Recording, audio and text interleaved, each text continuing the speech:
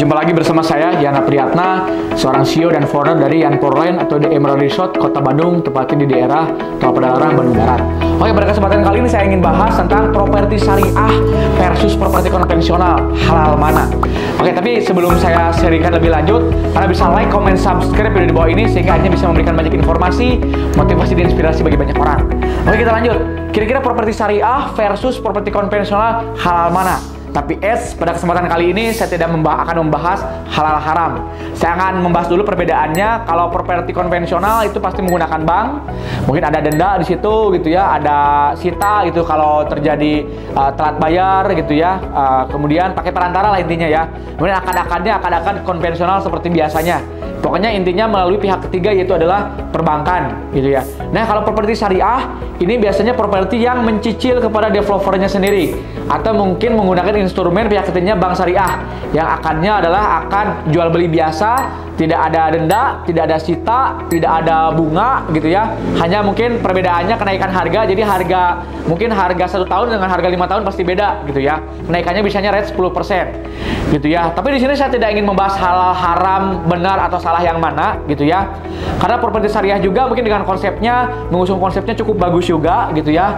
Demi kemaslahatan umat juga. Properti konvensional juga lebih berpengalaman. Seperti contohnya adalah Ciputra, Podomoro, Lipo gitu ya.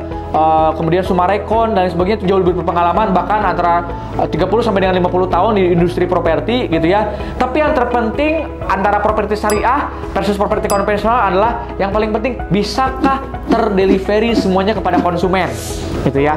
Bisakah konsumen tidak dizolimi? Bisakah konsumen pembangunannya nanti tepat waktu, serah terimanya benar, barangnya berkualitas gitu ya, karena properti ini, developer ini biasanya barangnya inden gitu ya. Nah, apakah baik itu properti syariah atau properti konvensional, apakah dua-duanya amanah gitu? Itu yang paling penting kalau menurut saya. Sebelum kita ngomongin halal haram, siapa yang paling benar, siapa yang paling salah gitu ya, saya ngomongin bahas itu. Tapi yang penting mau properti syariah, properti konvensional, intinya konsumen harus tetap diuntungkan. Konsumen harus mendapatkan hak-haknya. Konsumen harus menerima propertinya, unit propertinya dengan cukup berkualitas, terdelivery tepat waktu gitu ya, bahkan melebihi ekspektasinya, dan akhirnya konsumen happy gitu. Dan akhirnya tidak ada menuntut ke sana kemari gitu ya. Developernya tidak kabur, tidak mangkrak. Kalau bicara developer yang mangkrak, kabur atau bodong, ya di properti syariah ada, di properti konvensional juga banyak gitu ya. Tapi yang paling penting dari kedua tersebut adalah, bisakah sebuah developer itu mendelivery, punya portofolio yang bagus, berpengalaman gitu ya, bisa menyerah terimakan dengan tepat waktu, dengan konsumen yang happy dan tidak merasa terzolimi, dan akhirnya semuanya happy, baik itu developer atau konsumennya gitu ya. Jadi itulah kira-kira properti syariah versus properti konvensional halal mana.